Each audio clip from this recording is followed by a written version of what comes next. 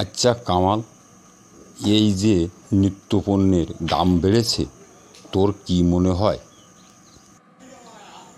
হা, মনে হয়? আমার তো মনে হচ্ছে বাজারের সব জিনিসে সোনা মিশায়া বিক্রি করিতেছে।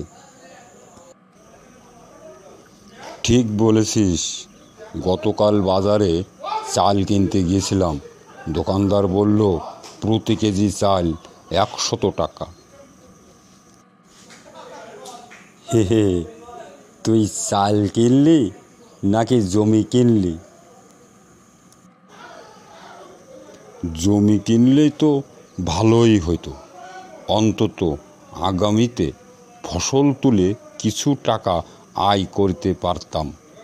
আর কি জানিস, তেল কিনতে গেছি, তেলের দাম শুনে বুক ধুরফুর শুরু করে দিল। মনে হলো তেল না, আমি হাসপাতালের বিল দিতে এসেছি।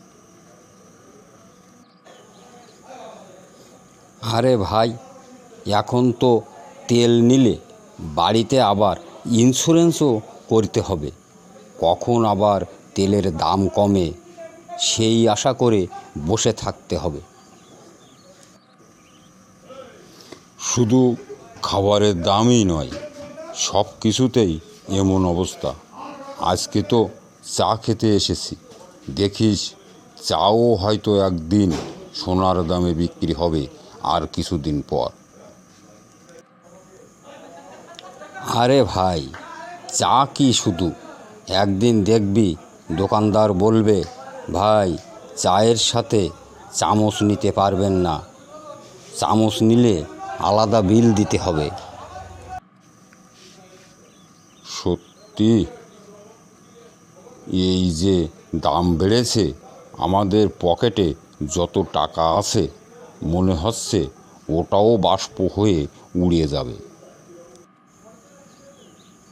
ভাই তুই ভুল বলিস নে, বাসবো না, ওরা পকেট ফুঁড়ে টাকাগুলো টেনে নিয়ে নিচ্ছে। সত্যি বলতে কি, এই বাজারে টাকা থাকলেও কিছু কিনতে ভয় লাগে। হ্যাঁ, আর কিছুদিন পর হয়তো বাজার করতে না গিয়ে শুধু দোকানে দাঁড়িয়ে বলবো, ভাই জিনিসগুলো দেখলাম, পরে আবার আসবো।